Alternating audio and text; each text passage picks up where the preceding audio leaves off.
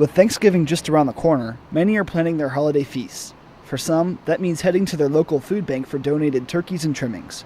Here in central Pennsylvania, about 35,000 people receive weekly help from the Central Pennsylvania Food Bank, which has more than 500 agencies across the heart of Pennsylvania. I called the executive director of the Central PA Foodbank, Kendall Hanna, and he told me in addition to the normal holiday spike in demand for food for needy families, he's also seen a decline in corporate food donations, what used to be 80% of the food bank's supply. Now, Hanna has to buy more food from the agency's budget. 3 years ago, I spent about $75,000 on what I'll refer to as purchased food. We go out onto the open market and purchase. This is only 3 years later.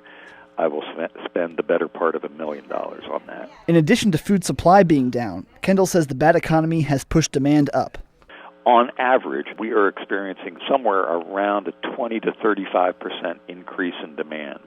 And that's just over the course of the last 9 to 12 months. How does this compare to the other 9 years you've been in office? Have you ever seen something like this or something where you're in a tight spot like this? Not even close. The Central Pennsylvania region has many food banks, but here in downtown Bellefonte, the Faith Center serves more than 600 people a month, and they're expecting more than 1,000 for the holiday season. Nicole Summers is the executive director of the Faith Center in Bellefonte.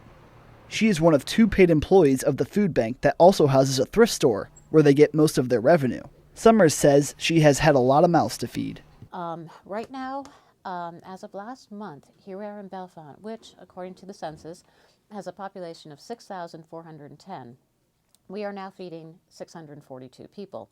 So that's just about 10% of the population. Summers works with about 80 volunteers. The food and thrift items come from local donations in these blue bins, and a portion comes from the state.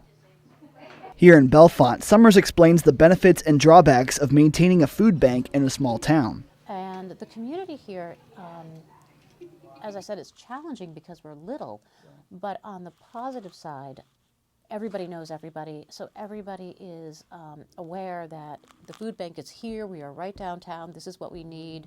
The Central Pennsylvania Food Bank, along with the Faith Center and other agencies here in Central Pennsylvania, are doing their best to make sure no one goes hungry this holiday season. Reporting from Center County, I'm Tommy DeVito.